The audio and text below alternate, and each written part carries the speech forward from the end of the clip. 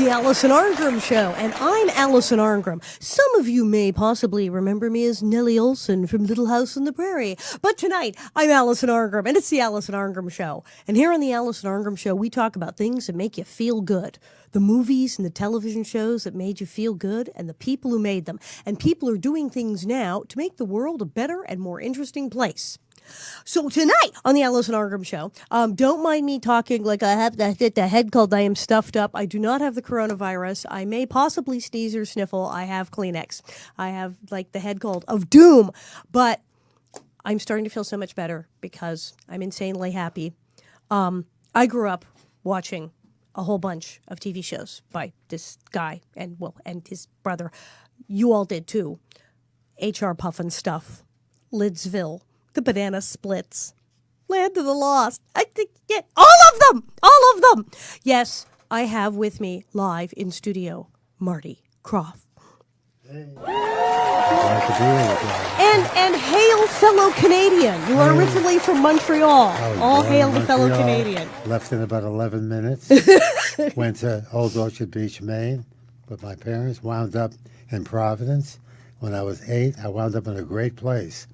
The Bronx, New York. Yes. My major at school was survival. Now because my parents left Canada and I wound up being born in New York. So, yes. You see? New York by way of Canada. Okay, I knew we had something in common. That's a lot. That's a lot. Amazing. I mean, all of my favorite shows as a child, all my friends' favorite shows. And you've worked with all of my friends. Wesley Orr says hi. Robin Tyler says hi. Everybody says hi. It's just incredible. One of the early things you did, because my parents told me about this, Les Poupées de Paris, which was not a children's show. That's right. Adults only. Adults only. It was like the Folies Bergère. It's like Folies Bergère, but puppets. All with wooden boobs. So you started totally in puppetry. Did you know you would wind up being like the king of television, or well, was it all I don't know. puppets? I don't know if we're the king of television, but you never know where it's going. If you want to give God a good laugh, tell him what your plans are. Yes, life happens when you make another plan. We were plans. an opening act. My brother's older than me by about 8 years, so I was still in school when he was doing his puppet act, and then eventually he was the opening act for Stars. And they liked this act because it was always consistent. If they had a comedian opening, they never knew what was going to happen. Right. So they needed somebody to warm up the audience. So we were on tour with Liberace, Judy Garland. We went out with her. We were the only act she ever had when she went out live. And, Sinatra, it goes to Tony Martin and Sid Charisse, the Andrews Sisters. I mean, it just goes on and on. So we played Vegas a lot. But we were an act. I joined my brother when he was with Liberace. The guy that was working with him left. And then that was when I came to California for the first time. In 1958 is when we were with Judy Garland at the Flamingo in Vegas. Because it's crazy because Liberace was managed by Seymour Heller. My father, Thor Arngrim, worked for Seymour Heller for years. Wow. So I used to go see Liberace's shows. So we're all crossed. Gabby, Lutz, Heller, and Lowe. Yes. Oh, my God. Who else knows that? And right? we were in the Taft building on Hollywood and Vine. And my dad was with Seymour when it was Seymour Heller and Associates over in the 9000 building. They're turning over in their grave because we have our star. Our star is right there. Oh, my God. That's right. That's where your star is? Yeah. They got their star it's on right Hollywood Boulevard. Just the other day. Next to the Pantages, a half a block. Oh, that's a good block. Oh no, it's it is the hottest spot now. It was the Chinese Groundman because Funko, with all those pops, took a 1 acre piece there. I think they must pay $100,000. The weird little model dolls that everyone's buying. So they sponsored the Star, and I arrived there the day of the Star last Thursday, or a week ago Thursday. It was the day before Valentine's Day. My daughter was the makeup person for Wishy Poo that day. So she called me up at 7:30 in the morning. She said, "Dad, you will not believe what's happening here." I said, "What's that?" There were 200 people that camped out all night to come to this thing. I said, they must think the Rose Parade is there. See, I'm not surprised. I mean, you're so much a part of people's childhood. Well, getting back culture, to Gabby Lutz, Heller, and Loeb. Right. Seymour Heller and who was it? My dad worked for him Your for dad years. worked for them. Seymour was our manager. Right. And they managed Liberace. They managed Lawrence Welk. Debbie Reynolds. You know, everybody. I mean, yeah. So back then, when I was a kid, you know, I was around Sinatra, all those people, you know. So that was my education. So with Tony Martin and Sid Charisse, I was like their kid. So I went to dinner at their house 3 days a week. So George Burns, Jack Benny. Oh, my God. I met everybody, you know. Kirk Kerkorian used to come there once a week. So, you know, no one goes past their experience. So you don't know where you're going. So the puppet act was great. But, you know, so one day my brother woke me up and he said, look, he had come back from Paris. He was a star act at the Lido in Paris for a the year. Lido. I love. So he said, let's do a show like the Lido with puppets. And the whole thing said, like with the dancing girls, but you know, totally puppets. I said, you kidding me? What were you smoking? Are you kidding me? So now, you know, that's how, and the Les Poupées became real big for us. It was huge. In fact, we're going to do it again. Are you going to bring back Les Poupées? Go back to the beginning. Can't talk about it, but I'm in the middle of talking to some people. It'll come back in a very, very special way. Okay, I want to see this. But you are bringing things back. I mean, you've brought stuff back. Electra Woman and Dinah Girl and you can't Sigmund kill our shows with a baseball bat. You know, we only created about 14 kids shows. You know, and we did 20 pilots. Only 14. Yeah, I know, did, but you just said only. But we only Who's created 14 freaking shows? We only did 20 pilots really? in our whole career. It got 18 on the air, and 17 were hits. So our batting average is better than Joe DiMaggio's. Quite. Now, it's funny because you said saying to your brother when it came up with Les Poupées, like, what are you smoking? He woke me up in the morning. Yeah. At the time, we were sharing a little house on the old Rudolph Valentino estate. We had a guest house. So, as a matter of fact, they wanted to sell us the whole property. Oh my we God. didn't have the money. Right. $100,000 for 3 acres in Hollywood.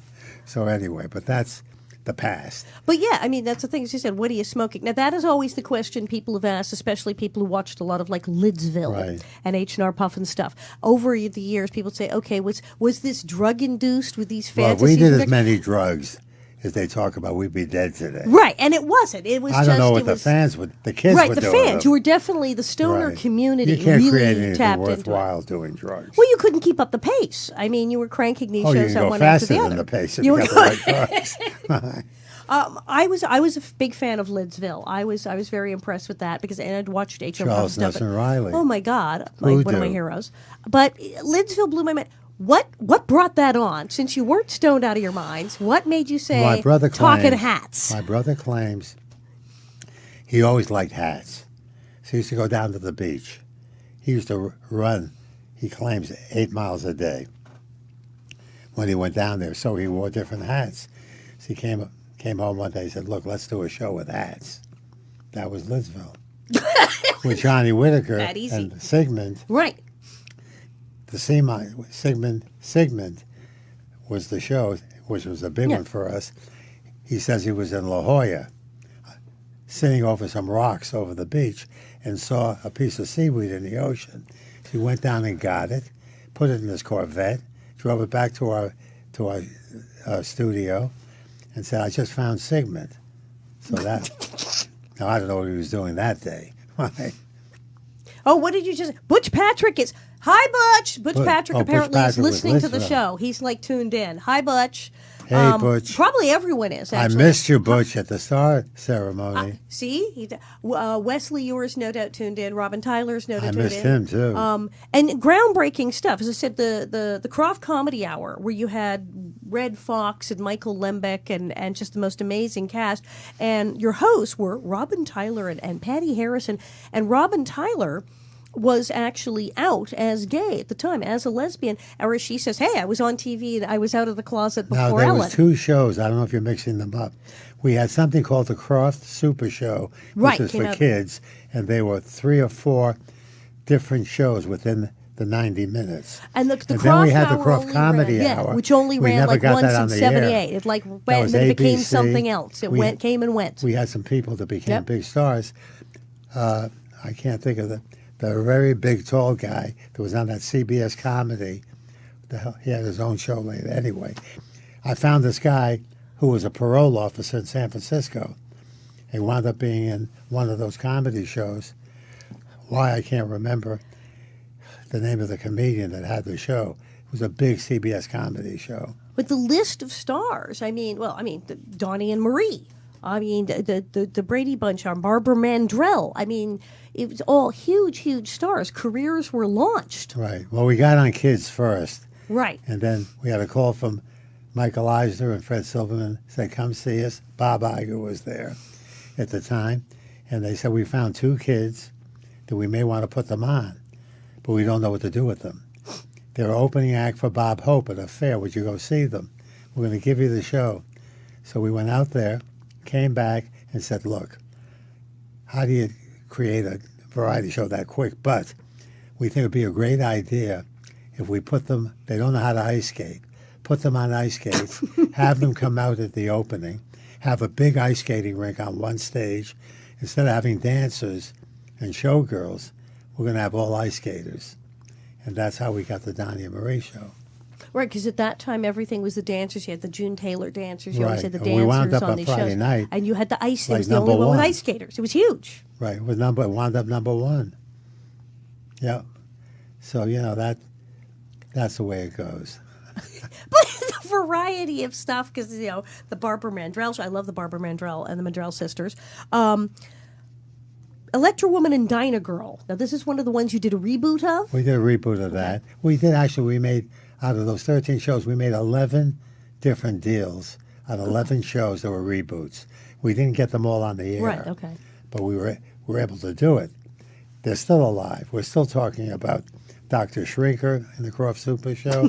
We're talking about there's new stuff happening, and you can't forget about the library. If I listened to people in L.A., I would have forgotten about the library. But people don't forget about our shows. No, and H.R. Puffin stuff, I think that's sort of the most iconic. People immediately think Well, of that's our Puffin first stuff. one. That's That's the our one that baby. jumps out. And that's the one that's 50 years old. So is our company. And that's the star came at the right time. We had Puffin stuff there with Wishy Poo. So it was a good, getting that star. I didn't think it was going to be as big as it is. But I tell people that about 40 million people out there are dedicated fans. Yeah. And when you see that one thing that happened with about 900 people, that's not a bad number. Now, we haven't benefited yet. If I can find a way to get $1 from each one, I'd be living in France. Right, you don't get paid to get your star in the boulevard. But that launches stuff. What do you think? I don't know if you know. What do you think is the appeal of H.R. Puffin stuff in Lidsville? Why do you think these things stuck? Because they're stuck in my mind. I Well, can't think forget what them. we've done is we created great characters, and we cast great people. We got Gilligan out of Gilligan's Island, Bob Denver. We got Jim Neighbors out of his show. We all, Wishy Poo was Billy Hayes, who played Mammy Oakham on Broadway, And Jack Wilde, who was the my kid, God. got the Oscar nomination for Oliver. He played the Artful Dodger. He was like Mickey Rooney when he was 14, 13. And I was also his guardian. Wow. These were huge stars running around with puppets Yeah. on the TV. So we had Martha Ray and the Bugaloos. Oh my God! Right. You know, right. so we I love always the went puppets. after. We had a good nose for talent. We still do. So it's the quality that, although it seems totally nutty because it's sea monsters and dragons and hats. There was something about them. We had this look and this good warm and fuzzy, And we always had. Someone always got hung up in one of our shows. They never got back home. They were stranded in some weird land. So, right now we're working on a Puff and Stuff movie. Oh my God! We don't have it set, but we think we might want to do an animation. So I Oh, don't know not if that's do a it in smart not thing do to it guys do or in not. suits. Do it the animation now. You're thinking animation, not a guy in a suit. I think it's we got to be. It's tough, but you know what? You got to be careful. We did Land of the Lost, $200 million at Universal, flop. Okay, we lost control. The thing wasn't warm and fuzzy. No, that's right. That's right. It wasn't, you have to have heart. Will Ferrell, they turned it into it changed from the time we approved the script, we produced it, but we lost control. Yeah, because they went more adult Well, it satirical, wound up and being that like a didn't work sketch for it. on Right, Saturday right. Night Live. You know, it was making fun of it. We're going to do it again. We're working on that now. And there's a lot of interest in Land of the Lost as a streaming. Everybody wants streaming now. I want to make another movie, which we'll figure it out. Do you want to do a new one, or when you say movie, another Oh, a reboot, new one, or what? absolutely. You've got one streaming now. What's the one? Sigmund the Sea Sigmund. Monsters with Yeah, David it's on- Arquette is streaming right now. Yeah, you can get he's- that on Amazon he's a as we pal. speak. Oh, pictures. There it is. Yeah. He was one of the presenters at the we had some good presenters. 3 of the Brady Bunch. Right. What are we? Beverly D'Angelo, Oh my God. David Arquette, and Greg Garcia. Greg Garcia is a close pal. He created some small shows called My Name is Earl, Yeah, just a Raising few little Hope. things. Yes, dear. This guy is unbelievably great. So is David. David is one of the great guys of all time. He is the only actor that I know that picks up every check in a restaurant. Really? It's not like he fights for it. He's already got it. You don't even know when he got it. So he is. I mean, it's actually funny. And it sounds funny, but yes, in Hollywood, it is people with the alligator arms. They can't somehow. And I reach got their close wallet. to him, and the 40th anniversary of Puffin Stuff, he and his wife at the time, from Friends, they hosted our 40th anniversary at the museum of television in Beverly Hills, on Beverly and Little Santa Monica. So David's been close to us. He's got a great wife now, Christina. They got kids. David's just a great guy. And, so look, we're fortunate. We have surrounded ourselves with a lot of nice people. Except in L.A., you don't get to meet everybody. There are a lot of nice people in L.A. Right. So, you do the best you can. But you have had some of the coolest people. I mean, Charles Nelson Riley. Oh, he was a trip. He's just, I But got he to meet hated him. me. I He loved didn't him. like me. He didn't like you? No, I lied to him. What? When he got the job, he said to me, "How long is it going to take to get the makeup on?" Oh, then there's that. I said a half hour. Oh, it was yeah, 3 that's, hours. no, that's going to He be never hours. forgave me for that. Oh, but it was so worth it. Oh, my God, it was brilliant.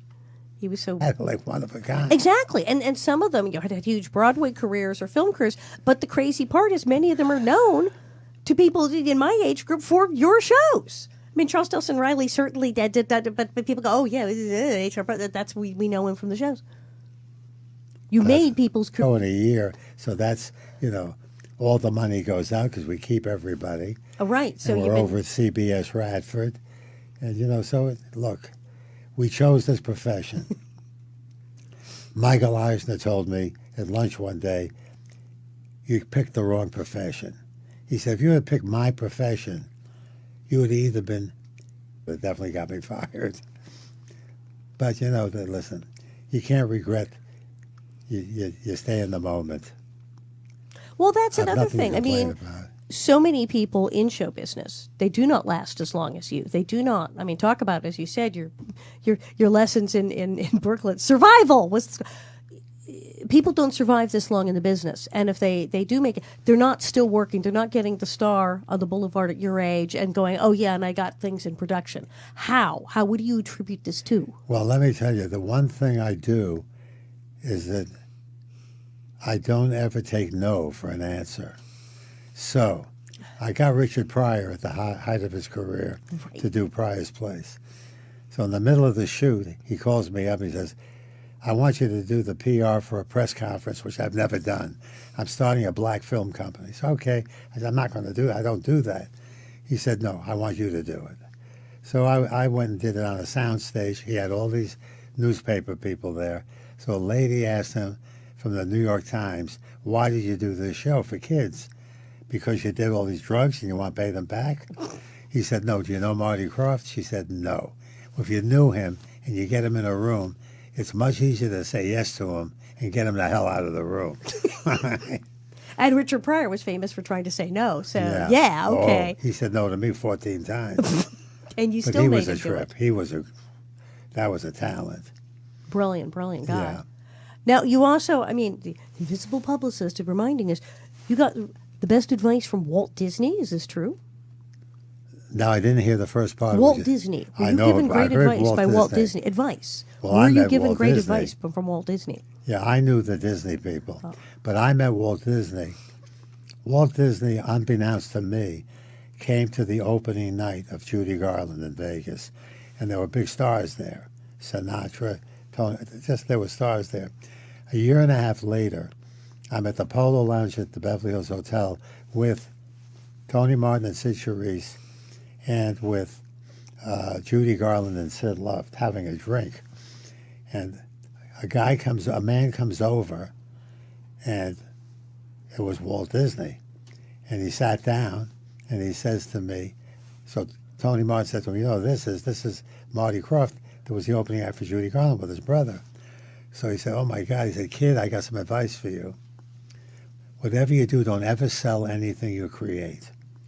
He then says, the hardest thing is always fight for your name above the title. That'll be the hardest. But you know what he didn't tell me? What? How to save my money. That's why it's still working. That's what. But he's right. I mean, he's right. Right. Just if you can keep it, and you And did. then I got introduced to Card Walker, his PR guy, and they named Card Walker to succeed him. He was the president, so I was close to him, going to see him all the time. My kids, of course, are totally bugged because I never asked them for a lifetime pass. Who knew? I didn't want to go to Disneyland. But you didn't sell anything you created. You've kept everything you've kept created. everything, You just kept the about rights to everything. Yeah. And you kept your name above the title. Well, that was the hardest. We're still fighting for that. And you still fight for it. Yes, Now, it's fascinating because you said, knowing Disney had absorbed so many things. Look at all the things that Disney has bought. And when you look, I mean, they bought Star Wars, they buy out all these things. And usually back in the day, somebody had something clever like, puppets, something like that. It would become Disneyfied. They would say, we want to buy that, we want to take it over, we want to make it this totally Disney thing. How that didn't happen. How come that did not happen? Well, now, though, it's frustrating. Like, they just picked up the Bugaloos. So I'm doing that there. It's been a year, and I still haven't got it going yet. Mm-hmm. So it takes time. But you can't own it. I can't own that new one. Right. But if you want to stay in the business, you have to accept what's going on. So since 1992, when the law changed, the federal law changed by Ronald Reagan, Lou Wasserman, that they could never own, the studios and the networks could not own anything. They could only license. As soon as they got to own everything, every independent went out of business. Every kid show company in the 70s and 80s were the only one not gone. So that's what, for my question of what happened to everybody. That's what happened to everybody. They That's died, why in the 90s they went away. sold out or they went bankrupt. Wow. Right. Except you. I did all three, but I'm still good.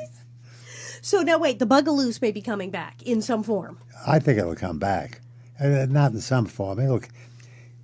You'll learn a lesson not to screw up. When you have your original shows, you don't want to piss off all the fans. Right. Because they're bringing kids and everything. That's what we did on Land of the Lost movie. We got now, at HBO, when it ran at HBO, the movie, all the kids that watched it, they didn't know Land of the Lost. It was a big hit. But when we got in the theaters, we died. Well, that's the thing. You got to what this fine line. Well, the whole thing, like Lord of the Rings, all the people who read the books and The Hobbit, when they made those, they had to make sure they knew they'd burn down the theater. And everyone's talked about, well, what if they did Little House the movie? The fans are like fixated on, we want it to be like this. It's almost impossible because if you didn't make it exactly the way the fans see it, they'd tear the place apart. It would crash and burn. You walk such a fine line, and with these kind of shows, and what happens is you got executives that don't know, has never produced anything. They're telling you what to do. They've never seen the show. They've never produced anything. They don't get it, and you have people who it's absolutely part of their brain, part of their childhood, Lidsville and the HR Puff and stuff and Sigmund, and to screw that up, it's like psychologically harm people practically. That's right. You hit it right on the head. Yeah, because you don't want to like go to the movies and go. And I understand where they go. Well, maybe if now because everyone's grown up, we'll make fun of it, but only up to a point. You can do kind of like sort of like send it up, but you can't do. Yeah, Well, like I I mean, said, Land of you're the Lost kind was of a whole from the other same movie, era as me. right? You know, your show is legendary. Exactly. You know, and so that's why you're still working. You're fortunate you were in something special. And that's something all of us from Little House do. We look back and we go, we could have been on a lot of other shows, but we look back and it still holds up. People I think still these like it. reality shows now will be known for the next 200 years, but not by people on Earth, somewhere else. Aliens will go, what happened to this civilization that they made these shows? But it's true, the legendary aspect. It is. It's stuff. And you had a Little House person. You had, Chuck McCann was one of your Right. stars. He was on Little Far House. Space We Nuts loved him. with Bob Denver. Oh my God, That's when I got Bob Denver. Right. The two of them were like Laurel and Hardy. brilliant, together. brilliant man. I love Chuck McCann. Yeah. We lost them. I used to see him all the time at Jinkies on Colfax. Jinkies. Everybody goes to He Jinkies. always terrorized me. When is the Lidsville? When is the Forest Space Nuts a video going to come out? Right. When's the DVDs and the Right. reboot of that? Right. Did you ever work with him? Yeah, Chuck McCann was on Little House. He think- he was in a fabulous episode, Tinker Jones, Yeah, where he he did played one he played a episode. deaf mute. He was always playing deaf mutes in films and stuff. He was marvelous. How many Loved him. episodes did you have of that? Me? Oh, I don't know. How many did you do? How many? It was 7 years at 26. Oh, God. Yeah, Couple of a couple hundreds, hundred. over a Yeah, yeah. I grew up there. It And was then awesome. none of the actors ever shared in the syndication.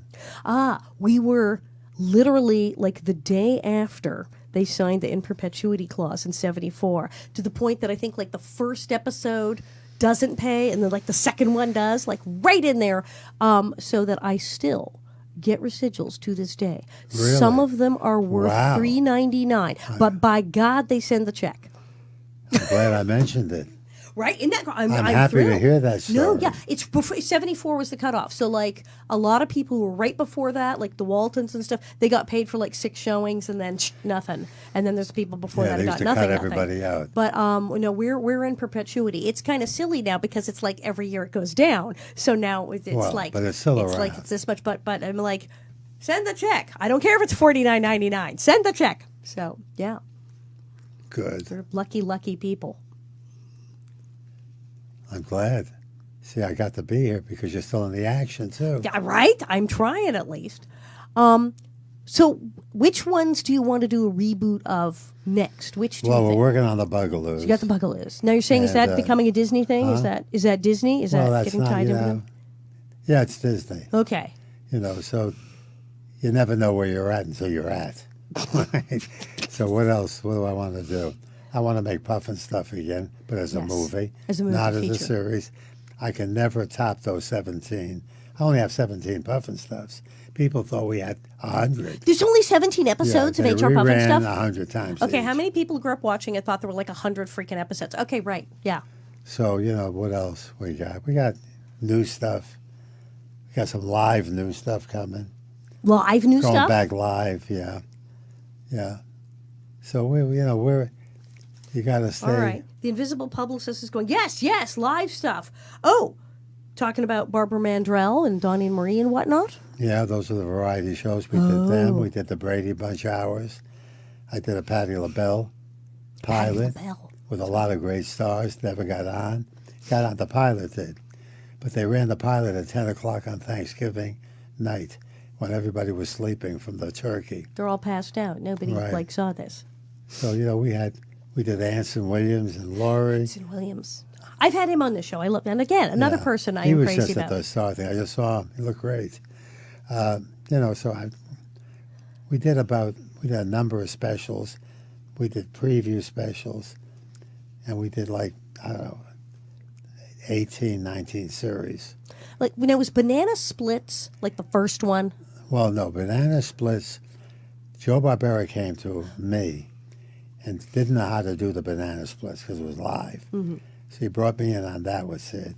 So we created those characters, and then he picked my brain for 6 months.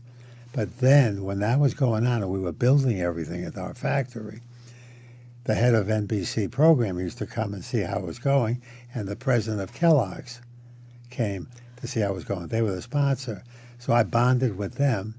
So the head of NBC says to me, why don't you do your own show? I'll buy it. So that's how Puffin Stuff got done. I did love the Banana Splits as a child. I thought so they were we awesome. did the Banana Splits first. Yeah, that's still popular. Warner Brothers has it now. See, Hanna-Barbera, they went out of business, they died, and they were sold 3 times. So we've never been sold once. I don't think that's good. Well, apparently it is. Well, I guess so. The minute you get the cash, you're sorry you did it. Yeah, right. Well, that's true. People sell out and they go, Cash I'm the terrific. check, and you're sorry you cashed. Right. But no, the Banana Splits, I love, and that was sort of a theme with the sort of musical rock band shows, like Bugaloos, Right. where there was often like a theme around a rock They band. love the characters. But they love and the characters. music. And the characters. It's all about characters in television. Carol O'Connor was a character. His wife was a character. They could have been in any show with those characters have been a hit. It's true. And that's So the thing. if you look at the shows that are a hit, Yeah. they have great people. But that's the in them. thing, it's even Banana Splits. Banana Splits could have been dumb, but it wasn't. The characters, as silly as they were completely distinct. I mean, as a child, I remember like, oh, I like this one better. If they had just been ridiculous, stupid, And you like wouldn't our have had theme favorites. songs that no one forgets, no one forgot their theme song. Right? It's in my head still. So, Making sure publicist, you're talking into your phone again. The invisible publicist, but we can sort of hear him. that was good. I love that. The characters, they were so distinct. That was the thing, is we remember them all, and you had these huge stars. I mean, Charles Nelson Riley. Well, I think any character, people and characters, like Mickey Mouse, Puff and stuff, you have to have likable people or characters to make it. There on has to be television, something real about because they're them. coming into your bedroom. Yes. When you go to a theater, they're not coming into your bedroom. It's a whole other mental trip. See, that's funny, because that's what my father used to say. He said, there's movie stars and there's TV stars, but never Different. forget, they go to the theater and they watch the movie star, but your TV star, you're in their house. You are in their house. And people don't want to touch a movie star when they see them. But when they see a television star, they think they're Yep. in bed with them. This is true. They're all over you. Now, you also did the amusement park. Yeah. We got the World of Sid Marty Krofft in Atlanta. Why did that not last? I thought that Well, was we were awesome. at the wrong place at the wrong time with the wrong people. So we hit the hat trick. So we were there. It was the eighth wonder of the world. We created, for example, a pinball ride. A pinball That you ride. get inside of a pinball and you get hit through the inner workings of a pinball machine. So that was big. Then we had an escalator that we built, 9 stories, freestanding, that wound up at the top of the park. There was levels. Now, once you go down and they closed, then it usually goes away, your failure. Not at this one. CNN got the building. I watch this every day now still. It's very painful. Oh, but CNN has the building, so you can see the escalator. CNN, That's where we had the thing. the Did head you of ever CNN the wanted me Crystal to- Carousel? The Crystal Carousel. Because there was a guy I knew in high school, and his dad did some model work for, and he worked on the Crystal Carousel, and he had the model I'm of sure. it in the house and everything. I was like, it was incredible. This should have been huge. Yeah, we built it all out here, and there were 70 40-foot vans that went back to Atlanta. Wow. Yeah, so that was, but at the time, even when that went down, we were doing 4 series for kids and the Danya Marie show. So we didn't miss a beat. So we weren't depressed. A little bit. What would be your advice then for other people starting out in the business? Well, Since I have obviously only one advice. Pick another industry. the old stay out of show business routine. Yes, they say show business. Yeah. They use the word business. They want That's to make right. believe it's a business. Uh-huh. It's only a business for Disney. It's the business for the people who are writing the checks. It's yeah. But you've as I said, what would you say if someone is in it and they're not Well, smart you enough to know. get out? They insist upon being in it and making shows. Well, when I tell young people that I told myself, the expression is real simple. I always tell them, don't listen to anybody. People tell you to not do acting or whatever, which I don't advise. Go with your dreams and, go with your own heart. And what I never, ever, ever give up, Because if you give up on Tuesday, there is no Wednesday. And Wednesday could have been the day. And you missed it by one day. It's true. You don't know that You things could understand change. that I completely do. You lived that one. No, I've lived that way. Literally, okay, I did a movie when I was 10, and then I didn't work when I was 11, and my father gave me the whole speech. Well, you might not work again until you're an adult. Maybe. You see, you didn't read about your life in a book. Yeah. You lived it. And then I got Little House on the Prairie like the next week after I was washed up, and then I got hello. So no, that's how it works. You don't know. That's it. That's exactly what I just said. You don't know. No. And you never give up. You know, you don't want to grow up and say, I woulda, I shoulda, and I coulda. Most people talk about doing this, changing jobs, changing. They just talk, they never do it. They're afraid. You gotta, if you don't take, someone that makes no decisions and takes no risks go nowhere. They go nowhere in their lives. Failing is part of doing things. If you don't do anything, you can't fail. Right. Someone who's never failed is someone who's never left the house or it's done like anything. When you're sad, you have to be sad to know what happiness is. You have to go through a lot of stuff. You're right. I mean, this is why you survived all this. Do you have a favorite show or production you did? Do you have a favorite of all the things you did? You mean a favorite show of somebody else's? No, a favorite show of yours. Of well, all you go back to the beginning different. of Puff and Stuff. That was our first creation. And, I think the three shows were ours. The big ones are Puff and Stuff, Sigmund and the Sea Monsters, and Land of the Lost. But look, it amazes you when people remember stuff you did that you don't remember. I'm sure you run into this all the time. Yes. Do you remember what you did in 1972 when you got kidnapped? No, I don't. It was only a TV show.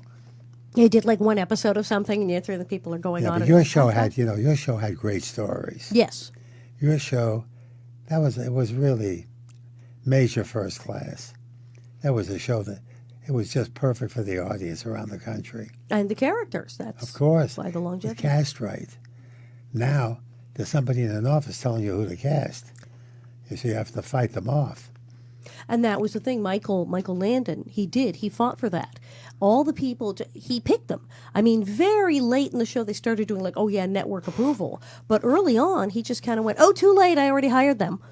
He decided who he wanted on Now, that where show. did you shoot? It wasn't KTLA. No, Paramount, which had been RKO or whatever. Well, wait, was it Sunset? Was it off of Sunset? Paramount, no, down on Melrose. That's what Paramount. Bonanza was on Sunset. Yes, and yeah. And Paramount was down there. Paramount, and it had been when it had been Desilu. It had been Desilu. Oh, okay. And Star Trek had been there. In fact, we were on the same soundstage that Star Trek was filmed on. We were back there in 31, 32, and then we moved over to MGM, which I'll is the tell you things what that's we now did, Sony. so you know. When we got Land of the Lost, Star Trek was still out there. Yeah. They were canceled. So we got all their writers to do Land of the Lost. No, shut up. Yeah. I said, hey, here's an opportunity. They were all out of work. So we had those great writers. That's why you had all these amazing people. Okay, in addition to have gotten the star on Hollywood Boulevard, finally, you also got the Lifetime Achievement Emmy. Just recently, 2018. Well, it makes sound like you're finished, but you're not. That was exciting. I'll tell you the truth. I didn't think the star was going to be that big because I walked down Hollywood Boulevard. Really? And Johnny Grant offered us the star a long time ago, but I can't tell the story why I turned it down.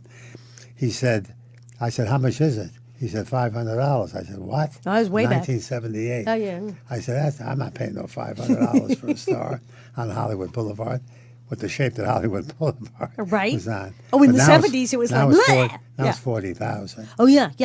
It keeps going up. I remember when it was like $3,000. That was now they're back in the doubling day. up on them. Right.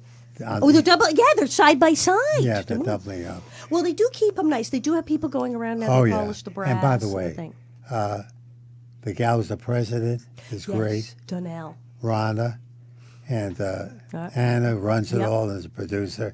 They held that star for me.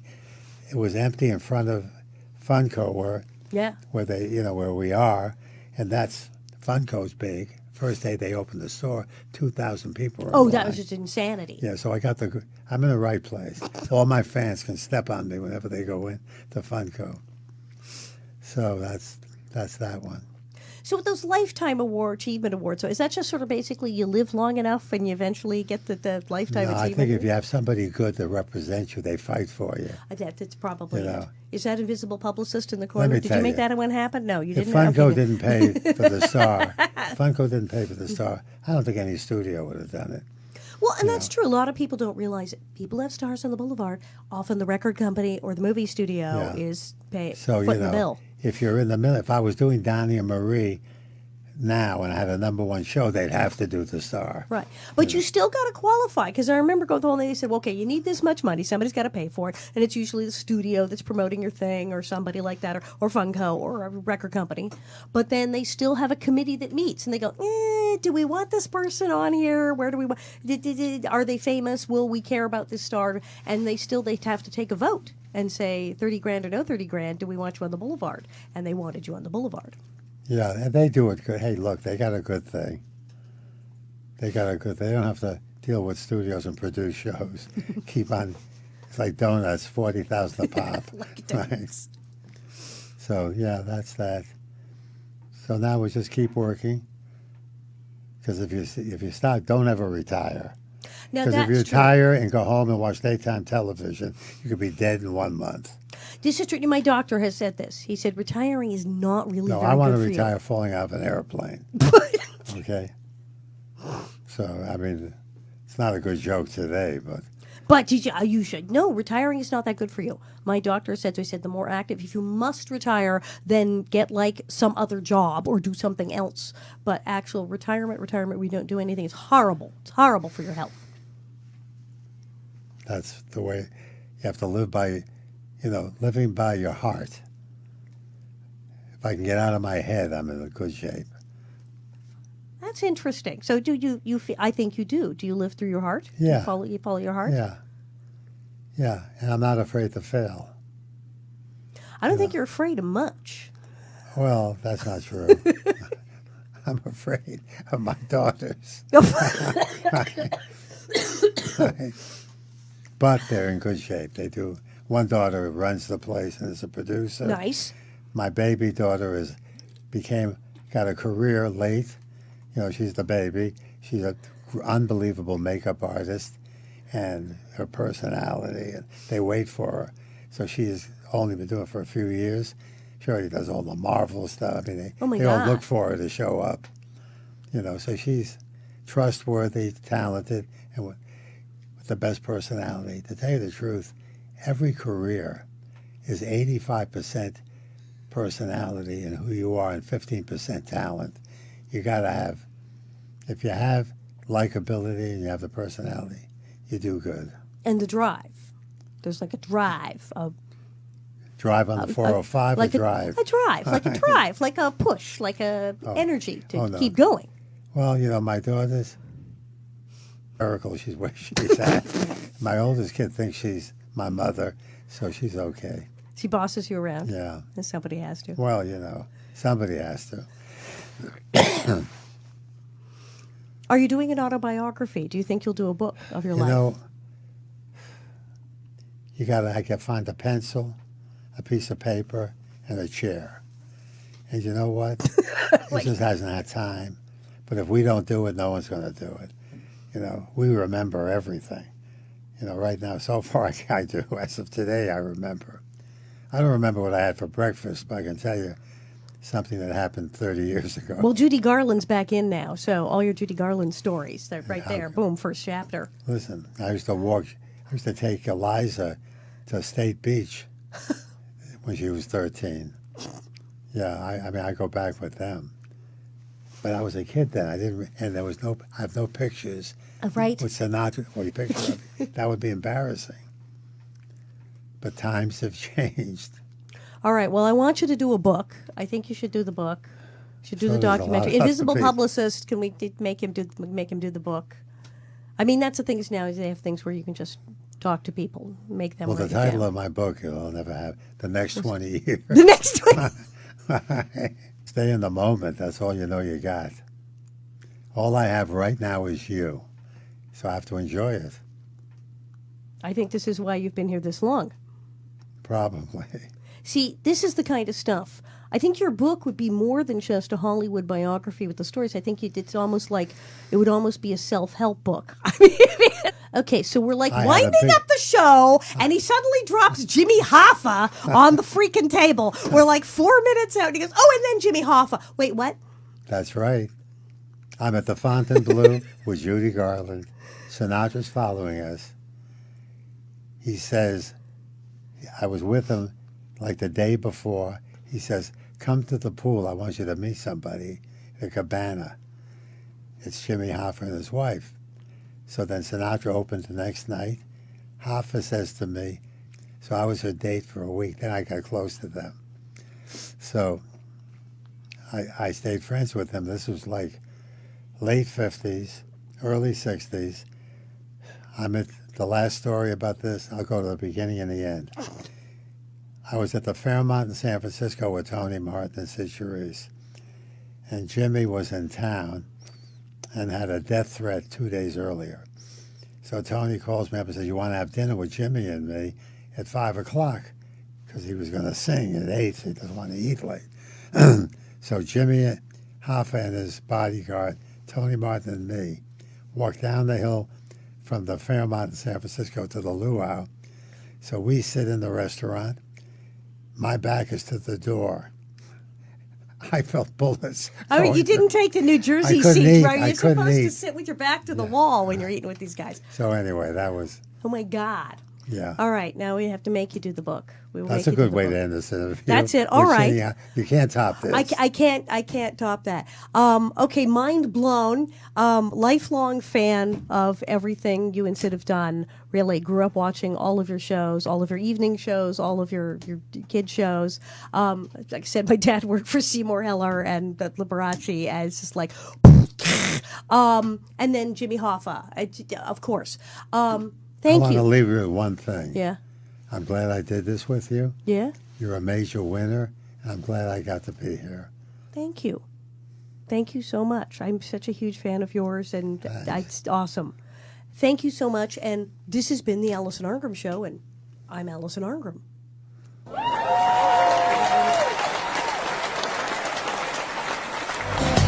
I found my